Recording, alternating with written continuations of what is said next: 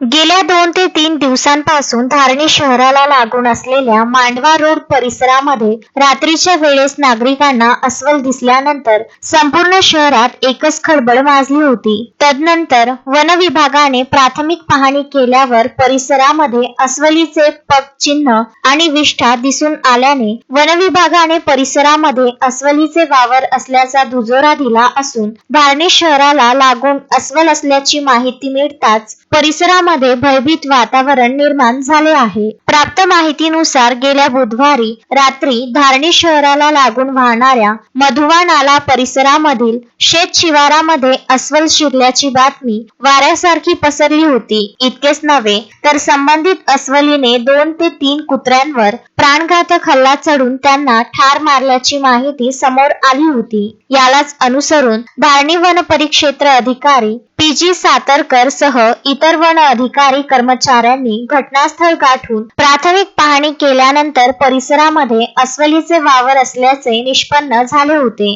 ज्यानंतर नागरिकांच्या सुरक्षिततेला अनुसरून वन परिक्षेत्र अधिकारी सातारकर यांनी परतवाडा येथील RRT टीमला पाचारण करण्यास सुचविले होते. ज्यानंतर शुक्रवारी दुपारच्या सुमारास परतवाडा येथील RRT चमू धारणी येथे दाखल झाली. ड्रोन आणि पिंजऱ्याच्या सहाय्याने RRT टीम आणि धारणी वन परिक्षेत्रातील वन अधिकारी कर्मचारी अस्वलीला ट्रँग्युलाइज करण्याचा प्रयत्न करीत आहेत. रात्री उशिरापर्यंत RRT टीम आणि धारणी वन परिक्षेत्र अधिकारी PG सातारकर व त्यांच्यासोबत वन अधिकारी कर्मचारी मोठ्या संख्येने अस्वलीला ट्रँग्युलाइज करण्याकरिता शोध मोहिमेमध्ये उशिरापर्यंत व्यस्त दिसून आले. धारणी शहराला लागून असलेल्या शेत शिवारामध्ये अस्वलीचे वावर असल्याचे पगचिन्ह आणि विष्ठेच्या माध्यमातून निष्पन्न झाले आहे. परतवाडा येथील RRT टीमला पाचारण करण्यात आले असून अस्वलीला ट्रँग्युलाइज करण्याची मोहीम सुरू असून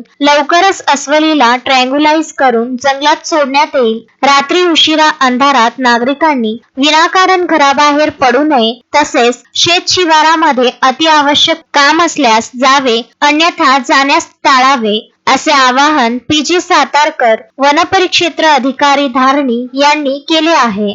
तस्मीन शेख, सुलेमान मेमन, शकील अहमद सह जुगल किशोर जयस्वाल, विदर्भ न्यूज, धारणी.